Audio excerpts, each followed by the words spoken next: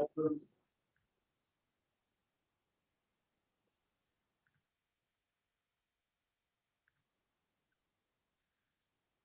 right, everybody. Welcome.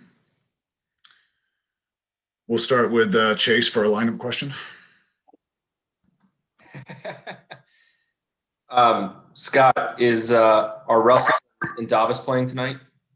Yes, both are. Okay, and Russell starting. What's that? No, Russell starting.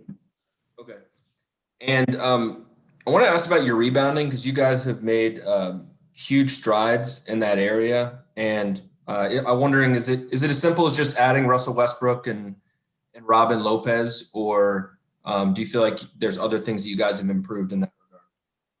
Well, there's other things that we've improved on, but it helps when you're a point guard. You can get 14 defensive rebounds. We've never had that before, and he's basically playing every night at a triple-double pace. And Rolo does a great job of eating up space and making contact. If he doesn't rebound the ball, his man is definitely not getting it.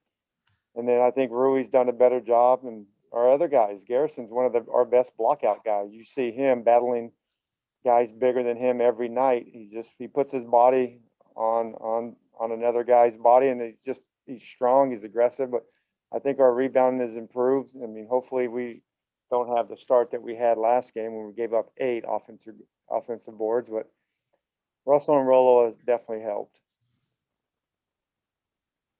Chris Miller.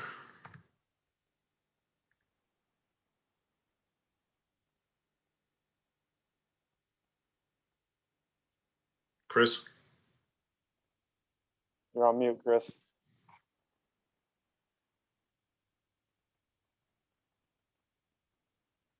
We'll go to Ava and come back to Chris. Hey, Scott. I am wondering at what point in his career do you think Russell cemented his leadership style? I imagine he was always pretty vocal, but when do you think he actually kind of got good at it and got into that groove? Well, he's definitely worked on it. When we had him as a, 19, 20-year-old rookie, it's hard to lead a group, but you knew he had it in him. Just his personality, his way he approaches the game, his professionalism at a young age, you knew he had it in him. But it's like I said, I think of only one rookie in my following and being in the NBA was Magic. Magic had that right from the start. But I think Russell has really developed in leading, and he understands that there's so many different personalities that make a team work, and there's so many ways to motivate each personality. I think over the years he's learned that. He's tough. He's tough on guys, and I like that. When you have a young group, they're gonna appreciate it.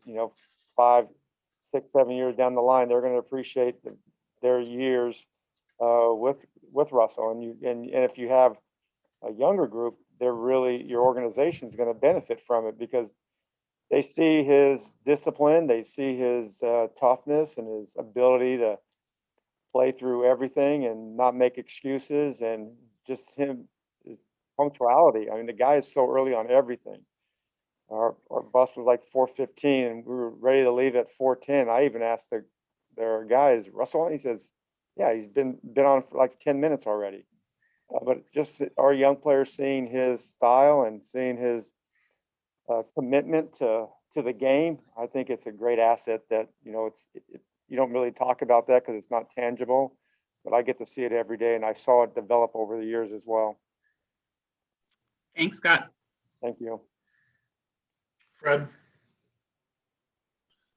Hey, Scott. Is after that foot or ankle thing with Howell yesterday, is he good to go today? Yeah, he's good to go. This is knee. I think he landed on his foot awkward, but I think it tweaked his knee a little bit, but nothing. He's good to go. He had treatment all day today. He had it last night as well on the plane. But he's good to go. Matt. Hey Scott, with that conditioning test you were talking about with Garrison yesterday, I just was kind of wondering how is that conditioning test set up? He mentioned something about 26 baseline to baseline. Like, did they have to do it within a certain amount of time, or how does that Yeah, conditioning? you definitely have to do it at a certain amount of time, and you have to get to a certain level in a certain amount of time, and then you have a choice. You can either stop when you reach the length of the number of times, and if you have time on the clock, you can stop because you finished it, or you can keep going. And it's you see the interesting competitive spirit that players have. Some don't get there, some get there and stop, some get there and want more. And you can imagine Garrison's one of those I want more type of guys and personalities. That's why he's in the league, undrafted, fought. It's a great story, but his determination and his toughness is allowing this to happen. I said that talent level of play hard is up there with the rest of the play hard guys in the league. And he said it was, that maybe that test like isn't designed to be quote unquote like to be passed. Like, is that kind of how you guys set it up, that you're testing to see a guy's character?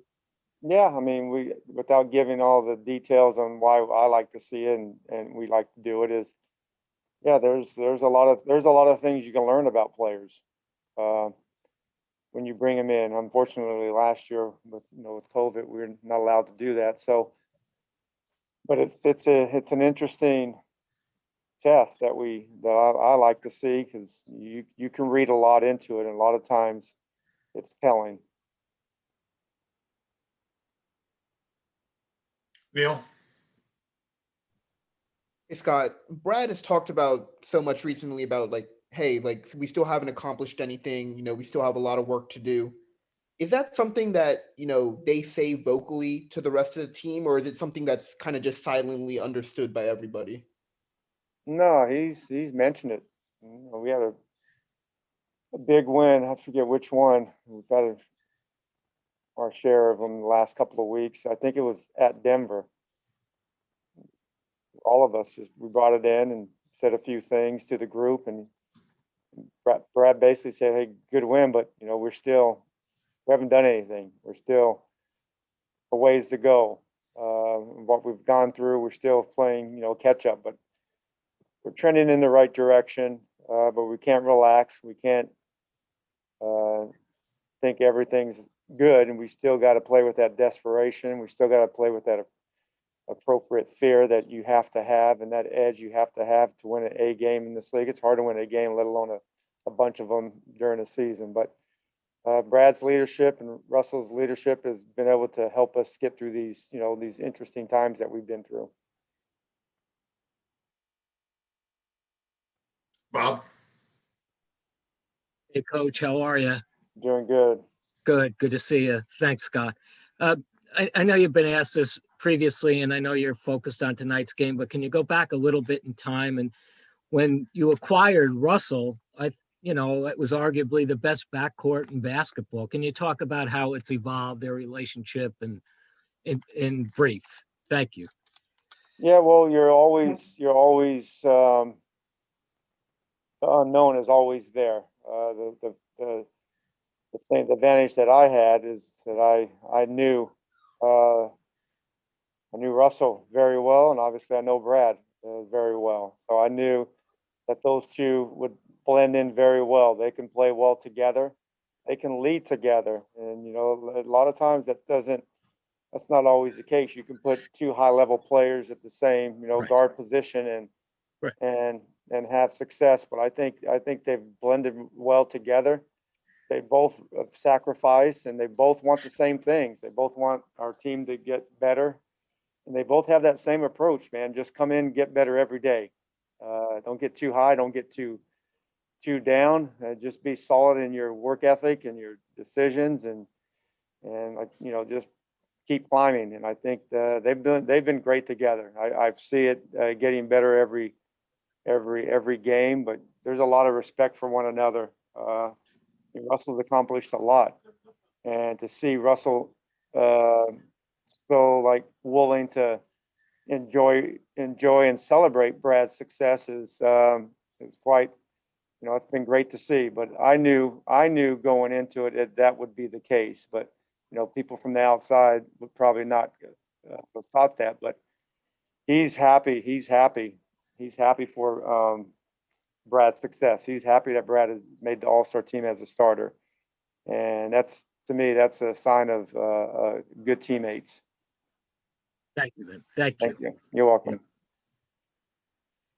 Quentin. Hey, coach, as a player, as a coach, what is the most difficult part about the second night of, especially with you guys having so many on this second? I mean, it's just part of it. It's definitely different now. It's not. I'm not going to say it's. I mean, it's a little easier now. I mean, it's the harder ones when I first started. When you had commercial flights, you had to wake up.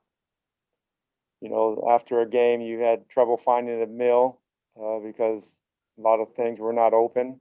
We weren't staying at the 5-star hotels that we stay at now, and then you had to get up in the commercial flight, the first flight out. A lot of times your wake up call was 4:30, 5 o'clock in the morning. But it's still tough, and it's a physical, challenging grind in NBA season. This season is going to be a little bit tougher because of all the games we've had. And I really, we have great synergy with our performance team, and I rely on them because they spend a lot of time and a lot of energy and a lot of resources on to making sure our guys are handling all these games and all the things that they've gone through. So it's important because this is a good month for us. We've had 16 games in 28 days, and we're going to have a March, and we're going to have a tough April with a lot of games. So it's definitely tough back to back, but you can't worry about it. You got to focus on the first one and then focus on the second one. You can't worry about the 8 that we have coming up and the one that we're playing now. We had a good win last night. We hope to play well tonight. Thank you, coach. Good luck tonight. Thank you. All right. Thank you, Coach. See you after All the right. game. See you guys.